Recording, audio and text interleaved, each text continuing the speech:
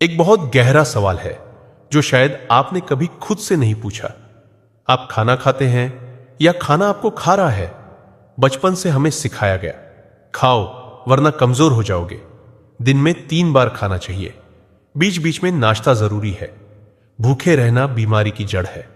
लेकिन क्या आपने कभी सोचा है कि आज इतिहास में पहली बार इंसान इतना खा रहा है और फिर भी इतना बीमार है? डायबिटीज, मोटापा, thyroid, fatty liver, high BP, ये बीमारियां जंगल में रहने वाले किसी जानवर को क्यों नहीं होती? वे डॉक्टर के पास क्यों नहीं जाते? वे मल्टीविटामिन क्यों नहीं खाते? क्योंकि वे भूख लगने पर खाते हैं, समय देखकर नहीं। आज इंसान घड़ी देखकर खाता है, कैलेंडर देखकर खाता है, टीवी एड देखकर खाता है, लेकिन शरीर की आवाज सुनकर नहीं। यहीं से समस्या शुरू होती है। भोजन को हमने धर्म बना दिया, पर पाचन को भूल गए। आप जो खाते हैं वह उतना महत्वपूर्ण नहीं जितना कि आपका शरीर उसे पचा पा रहा है या नहीं। विज्ञान साफ कहता है, पाचन कोई हल्का काम नहीं है। यह शरीर का सबसे महंगा ऑपरेशन है जो आप रोज 2 से 3 बार करवा रहे हैं। एक भारी भोजन को पचाने में शरीर की 60 से 70% ऊर्जा लग जाती है। इसलिए खाना खाने के बाद आपको नींद आती है, आलस आता है, दिमाग सुन्न हो जाता है। आप सोचते हैं खाना खाकर ताकत आई। हकीकत यह है आपकी बची खुची ताकत पेट में झोंक दी गई।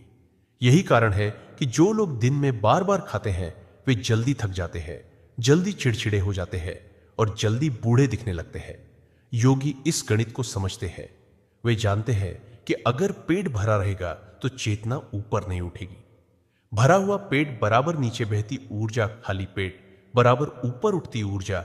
इसीलिए ध्यान, साधना, स्पष्ट सोच हमेशा खाली पेट ही होती है। अब जरा अपने दिन को देखिए। सुबह उठते ही चाय, फिर नाश्ता, फिर फल, फिर लंच, फिर चाय, फिर स्नैक्स, फिर डिनर। आपका पेट एक पल के लिए भी खाली नहीं रहता। और जब पेट खाली नहीं रहता तो शरीर को खुद को साफ करने का मौका कभी मिलता ही नहीं। यहीं से जन्म लेती है अंदर की गंदगी। आयुर्वेद इसे कहता है आम अधपचा, सड़ा हुआ भोजन जो खून में मिलकर धीरे धीरे झर बन जाता है। आप इसे बीमारी के नाम से जानते हैं, पर असल में यह सालों की ओवर ईटिंग की जमा पूंजी है। योगी कम नहीं खाते, वे समझदारी से खाते हैं। वे भोजन को आराम देते हैं, सम्मान देते हैं और समय देते हैं। अब आते हैं उस विज्ञान पर जिसे आधुनिक दुनिया अभी अभी समझना शुरू कर रही है और योगी हजारों सालों से जानते थे। इसका नाम है ऑटोफेजी। 2016 में जापान के वैज्ञानिक योशिनोरी ओसुमी को नोबेल पुरस्कार मिला। किस लिए? इस खोज के लिए कि जब शरीर को 12 से 16 घंटे तक बाहर से खाना नहीं मिलता तो शरीर क्या करता है। वह घबराता नहीं, वह कमजोर नहीं होता, वह मरता नहीं, बल्कि वह खुद को साफ करना शुरू करता है। शरीर अंदर झांकता है और कहता है, यह टूटी कोशिका किस काम की? यह खराब प्रोटीन क्यों रखा है? यह बेकार फैट क्यों जमा है? और फिर वह अपने ही कचरे को जलाकर ऊर्जा बना लेता है। यही है ऑटोफेजी, स्वशुद्धिकरण। यह शरीर का इनबिल्ट सर्विस सेंटर है। लेकिन एक शर्त है, यह तभी चालू होता है जब पेट खाली हो। अगर हर थोड़ी देर में ग्लूकोज आती रहे तो शरीर कहेगा, मुझे मेहनत क्यों करनी, खाना तो बाहर से मिल रहा है। आज का इंसान दिन में 6 से 7 बार खाता है। उसका ऑटोफेजी सिस्टम कभी ऑन ही नहीं होता। नतीजा, कचरा जमा, सूजन, ब्लॉकेज, बीमारी। जानवर इसे जानते हैं, जब बीमार पड़ते हैं तो खाना छोड़ देते हैं। लेकिन इंसान बीमारी में भी खाता रहता है। वह सोचता है ताकत आएगी, पर असल में वह शरीर को और बोझ दे रहा होता है। अब बात करते हैं जठराग्नि की। पेट में एक आग है जो भोजन को गलाती है। यह आग सूर्य के साथ चलती है। दोपहर में तेज, शाम को धीमी, रात में लगभग बुझी हुई। योगी दोपहर में भोजन करते हैं। आज का इंसान रात 10 बजे भारी डिनर करता है। उस समय पेट में आग नहीं, राख होती है। भोजन पचता नहीं, सड़ता है। और ऊपर से ठंडा पानी या कोल्ड ड्रिंक डाल दी, आग बुझ गई, भोजन कच्चा रह गया। सुबह उठते हैं, थकान, मुंह कड़वा, पेट भारी और कहते हैं पता नहीं क्या हो गया। असल में आपने शरीर के नियम तोड़े।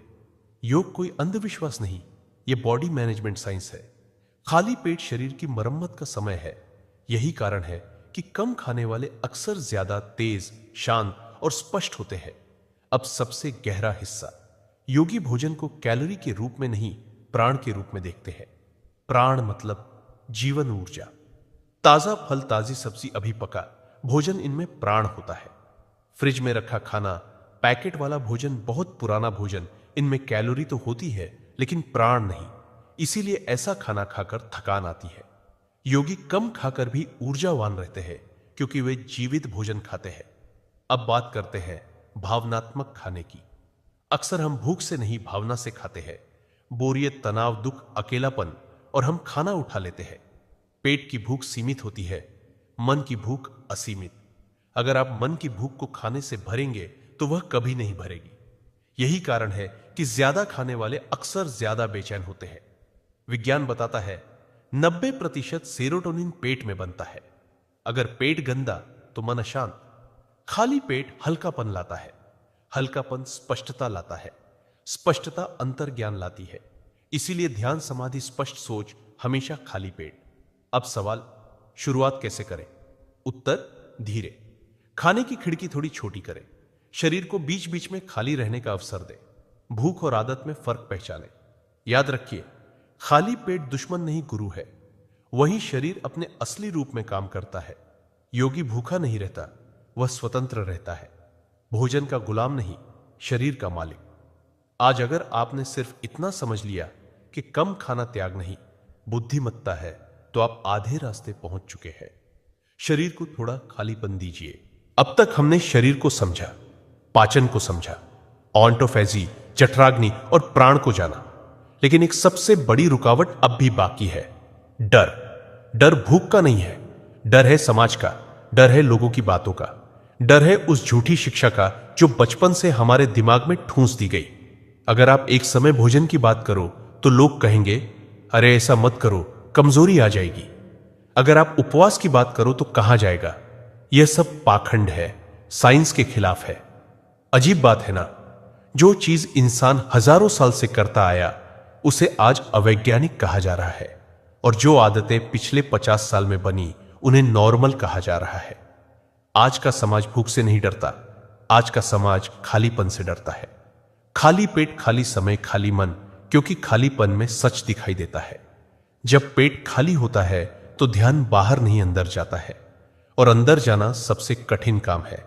इसलिए समाज आपको सिखाता है, कुछ ना कुछ खाते रहो, कुछ ना कुछ देखते रहो, कुछ ना कुछ सुनते रहो, ताकि आप कभी खुद से अकेले ना रह पाओ। भोजन आज भूख मिटाने का साधन नहीं रहा, यह एक डिस्ट्रैक्शन बन चुका है। आप परेशान हैं, खा लेते हैं, आप उदास हैं, खा लेते हैं, आप अकेले हैं, खा लेते हैं। लेकिन क्या कभी आपने देखा है कि खाने के बाद समस्या सच में खत्म हुई? नहीं, वह बस कुछ देर दब जाती है। योगी इसे जानता है, इसलिए वह भूख से नहीं भागता, वह भूख को देखता है। वह बैठता है और भूख को महसूस करता है, और उसे पता चलता है यह शरीर की मांग नहीं है, यह मन की आदत है। यही सबसे बड़ा ब्रेक थ्रू है। जिस दिन आप भूख को बिना खाए सहन करना सीख गए, उस दिन आप अपने मन से आजाद हो गए। अब बात करते हैं भूख के डर की। हम सोचते हैं अगर नहीं खाया तो शरीर टूट जाएगा, लेकिन सच यह है, शरीर टूटता है लगातार खाने से। थोड़ी भूख शरीर को कमजोर नहीं करती, बल्कि उसे मजबूत बनाती है। जैसे मसल वर्कआउट से टूटकर मजबूत होती है, वैसे ही शरीर भूख से रीसेट होता है। लेकिन यह बात फूड इंडस्ट्री नहीं बताएगी, क्योंकि अगर आप कम खाने लगे तो पैकेज्ड फूड कौन खरीदेगा? शुगर इंडस्ट्री कैसे चलेगी? दवा कंपनियां क्या बेचेंगी? इसलिए आपको डराया जाता है, आपको बताया जाता है ब्रेकफास्ट सबसे जरूरी मील है। लेकिन सच पूछिए, यह लाइन किसने फैलाई? सीरियल बनाने वाली कंपनियों ने। पुराने समय में किसान सूरज उगने से पहले खेत में उतर जाता था, लेकिन वह उठते ही नहीं खाता था। वह पहले काम करता था, फिर दोपहर में भोजन करता था, और वह कमजोर नहीं था, वह हमसे कहीं ज्यादा मजबूत था। अब बात करते हैं महिलाओं और बच्चों को लेकर फैलाए गए डर की। कहा जाता है महिलाओं को भूखा नहीं रहना चाहिए। सही है, लेकिन सवाल यह है, भूखा कौन है? अगर शरीर को भूख है तो खाना चाहिए, लेकिन अगर सिर्फ आदत है तो क्या जबरदस्ती खाना जरूरी है? योगी का नियम कभी भी जबरदस्ती नहीं है। वह कहता है शरीर को सुनो, और बच्चों की बात बच्चा तब तक स्वस्थ रहता है जब तक मां उसे हर घंटे कुछ न कुछ नहीं खिलाती। बच्चा खुद जानता है कब खाना है, लेकिन हम अपनी घबराहट में उसकी प्राकृतिक बुद्धि खराब कर देते हैं। अब एक और गहरा पहलू, खाली पेट और डर का रिश्ता। जब पेट खाली होता है तो पुराने डर ऊपर आने लगते हैं, क्योंकि खाना एक भावनात्मक कंबल है। आप उसे ओढ़कर डर से छिप जाते हैं। लेकिन योगी डर से नहीं भागता, वह खाली पेट बैठकर डर को देखता है और देखता है डर टिकता नहीं, वह उठता है और चला जाता है। इसीलिए उपवास केवल शरीर की सफाई नहीं, मन की सफाई भी है। आपने ध्यान दिया होगा, जब आप बहुत ज्यादा खाते हैं तो सोच भारी हो जाती है, डर बढ़ जाता है, असुरक्षा बढ़ जाती है। लेकिन जब पेट हल्का होता है तो मन भी हल्का होता है। हल्का मन साहसी होता है, और साहस आध्यात्मिक उन्नति की पहली शर्त है। अब अंतिम बात, योगी समाज से लड़ता नहीं, वह समाज को धीरे धीरे पीछे छोड़ देता है। वह दिखावा नहीं करता, वह चुपचाप अपने शरीर को सुनता है, और उसका शरीर उसका सबसे बड़ा शिक्षक बन जाता है। अगर आज आप सिर्फ इतना कर लें कि हर भूख पर खाना न खाए, पेट को रोज थोड़ा खाली रहने दे, डर को देखे, भागे नहीं, तो समझिए आपने योग की असली शुरुआत कर दी। याद रखिए, भूख दुश्मन नहीं है, भूख संदेश है, और जो संदेश को समझ गया उसे दवा की जरूरत नहीं पड़ती। योगी वही है जो भूख का मालिक है, गुलाम नहीं। अब तक की यात्रा में हमने शरीर को समझा, मन को देखा, डर को पहचाना और भूख के झूठ को तोड़ा। अब सवाल यह नहीं है कि कम खाना सही है या नहीं, अब सवाल यह है कम खाने से इंसान बनता क्या है। यहीं पर योग और साधारण हेल्थ एडवाइस अलग हो जाते हैं, क्योंकि योग का लक्ष्य सिर्फ बीमारी से बचना नहीं, योग का लक्ष्य है दीर्घायु प्लस स्पष्ट चेतना। आज का इंसान लंबा जीना चाहता है, लेकिन गहराई से नहीं। वह 80 साल जीना चाहता है, लेकिन आधी जिंदगी दवा और थकान में। योगी 100 साल जीना चाहता है, लेकिन पूरी चेतना के साथ। और यहीं से भोजन का आखिरी रहस्य शुरू होता है। योग कहता है जितना कम शरीर ऊर्जा खर्च करेगा, उतनी ज्यादा चेतना बचेगी। और सबसे ज्यादा ऊर्जा कहां खर्च होती है? पाचन में। इसलिए योगी पाचन को न्यूनतम करता है। कम भोजन, सरल भोजन, एक समय भोजन, ताकि शरीर सिर्फ पेट न चलाए बल्कि पूरा अस्तित्व चलाए। अब एक बहुत गहरी बात समझिए। हम सोचते हैं हम शरीर हैं, लेकिन योग कहता है शरीर एक वाहन है। अगर वाहन हमेशा सर्विस स्टेशन पर ही खड़ा रहे तो यात्रा कब होगी? लगातार खाना बराबर लगातार सर्विस। योगी कहता है वाहन ठीक है, अब यात्रा करनी है। यात्रा कहां? भीतर। जब पेट खाली होता है तो ऊर्जा रीढ़ की हड्डी की तरफ ऊपर उठने लगती है। इसे योग में कहते हैं ऊर्ध्वगमन। और यही ऊर्जा जब मस्तिष्क के उच्च केंद्रों तक पहुंचती है तो सोच तेज होती है, स्मृति गहरी होती है, डर कम होता है, मृत्यु का भय मिटने लगता है। यही कारण है कि इतिहास के सभी महान आर्षे, बुद्ध, महावीर, पतंजलि, सभी ने भोजन को सीमित किया। यह तपस्या नहीं थी, यह एनर्जी मैनेजमेंट था। अब बात करते हैं दीर्घायु की। आधुनिक विज्ञान अब मान चुका है कम कैलोरी लेने वाले जीव ज्यादा जीते हैं, चाहे वह चूहे हों, बंदर हों या इंसान। कम खाने से सेल्स धीरे बूढ़ी होती है, डीएनए डैमेज कम होता है, सूजन घटती है। योग इसे पहले से जानता था। वह इसे कहता था मिताहार। मित बराबर सीमित आहार बराबर भोजन, ना ज्यादा ना कम, जितना जरूरी। लेकिन जरूरी किसके लिए? शरीर के लिए, जीव के लिए नहीं। अब एक और रहस्य, आपने देखा होगा जो लोग कम खाते हैं वे अक्सर कम बोलते हैं। क्यों? क्योंकि भोजन और वाणी एक ही ऊर्जा से चलते हैं। अधिक भोजन बराबर अधिक बोलना, अधिक बिखराव। कम भोजन बराबर मौन, गहराई, स्थिरता। इसीलिए मौन साधना हमेशा खाली पेट कराई जाती है। अब आते हैं समाधि की तरफ। समाधि कोई चमत्कार नहीं, समाधि कोई ट्रांस नहीं। समाधि है जब शरीर इतना हल्का हो जाए कि वह चेतना में बाधा न डाले। और सबसे बड़ी बाधा क्या है? भारी पेट। भरे पेट में ध्यान नहीं लगता, भरे पेट में मन नीचे खींचता है, खाली पेट में मन ऊपर उठता है। इसलिए योगी कहता है अगर ध्यान गहरा करना है तो भोजन हल्का करो। यह कोई सजा नहीं, यह सुविधा है। अब अंतिम और सबसे जरूरी बिंदु, मृत्यु और भोजन। यह विषय डरावना लगता है, लेकिन योगी डरता नहीं। वह जानता है जिसने जीवन को समझ लिया वह मृत्यु से नहीं डरता। और जीवन को समझने का पहला कदम है भूख को समझना। भूख मृत्यु का छोटा रूप है। हर बार जब आप भूखे रहते हैं और फिर भी शांत रहते हैं तो आप मृत्यु का अभ्यास कर रहे होते हैं। इसीलिए उपवास डर को काटता है। जो आदमी भूख से नहीं डरता वह मृत्यु से भी नहीं डरता, और जो मृत्यु से नहीं डरता वही सच में जीता है। योगी भोजन छोड़कर मृत्यु को नहीं बुलाता, वह भोजन सीमित करके जीवन को गहराता है। अब अंतिम संदेश, आपसे कोई नहीं कह रहा सब कुछ छोड़ दो, जंगल चले जाओ, सन्यासी बन जाओ, नहीं। बस इतना, शरीर की सुनो, भूख को पहचानो, आदत और जरूरत में फर्क करो। याद रखिए, कम खाना त्याग नहीं बुद्धि है, खाली पेट कमजोरी नहीं संभावना है। और योगी कोई अलग प्राणी नहीं, योगी वही है जो अपने शरीर का मालिक बन गया। अगर इस पूरी श्रृंखला से आपने एक भी आदत बदली तो समझिए यह यात्रा सफल हुई। भोजन को अपना गुरु बनाइए, जेलर नहीं। शरीर को अपना मंदिर बनाइए, कूड़ादान नहीं। और याद रखिए, योगी बनना कोई दूर की बात नहीं, यह अगले निवाले से शुरू होता है। अब हम उस बिंदु पर खड़े हैं जहां सवाल क्या खाना है का नहीं रहा। अब सवाल है, क्या हमें भोजन नियंत्रित करता है या हम भोजन को? यही वह अंतिम रेखा है जो एक सामान्य इंसान और एक जागरूक इंसान के बीच खींचती है। अब तक आपने यह समझ लिया है कि लगातार खाना शरीर की जरूरत नहीं, एक सीखी हुई आदत है। लेकिन आदतें सिर्फ शरीर में नहीं होती, वे पहचान बन जाती है। लोग कहते हैं, मैं ऐसा ही हूं, मुझे भूख जल्दी लगती है। नहीं, आप ऐसे नहीं हैं। आपको ऐसा बनाया गया है, बाजार ने, समाज ने, डर ने। भोजन आज पोषण नहीं, पहचान बन चुका है। हम कहते हैं, मैं बिना चाय के नहीं रह सकता, मैं बिना नाश्ते के काम नहीं कर सकता, मैं रात का खाना छोड़ दूं तो नींद नहीं आती। ये शरीर के वाक्य नहीं है, ये आदतों की भाषा है। योगी इन वाक्यों को तोड़ता है। वह खुद से कहता है, मैं शरीर हूं पर शरीर मेरा मालिक नहीं।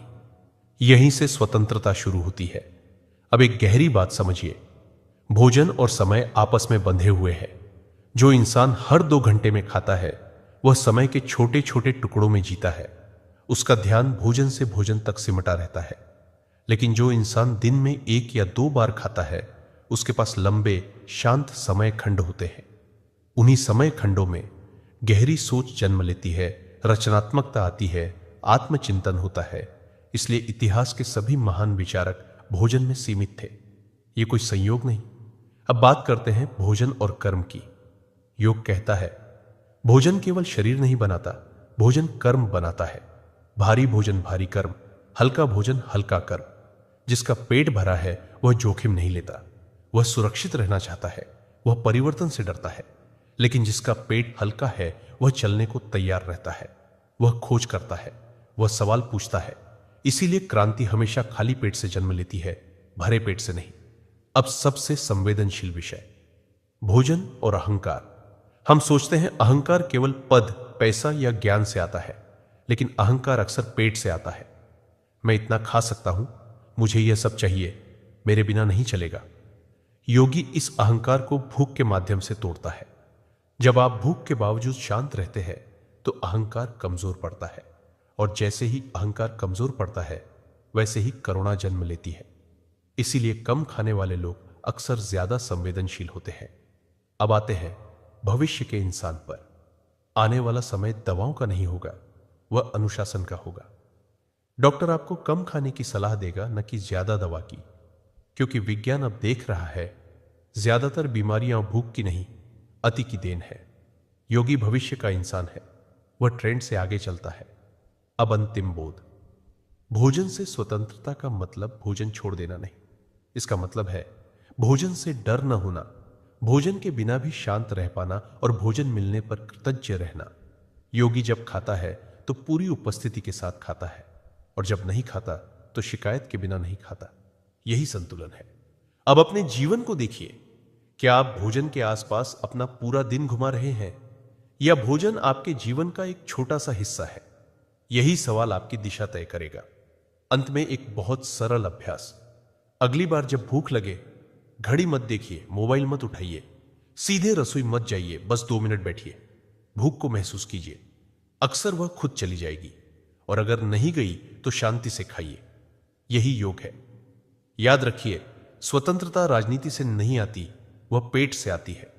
जो अपने पेट का मालिक है वह अपने जीवन का मालिक है। इस पूरी यात्रा का सार सिर्फ एक वाक्य में, जीने के लिए खाओ, खाने के लिए मत जियो। यही योग है, यही विज्ञान है, यही अखंड धारा है। अब तक हमने भोजन को समझा, भूख को देखा, आदत को तोड़ा और स्वतंत्रता का स्वाद चखा। लेकिन अब एक नया चरण शुरू होता है। यह वह चरण है जहां आप सिर्फ कम खाने वाले इंसान नहीं रहते, बल्कि अलग तरह से जीने वाले इंसान बन जाते हैं।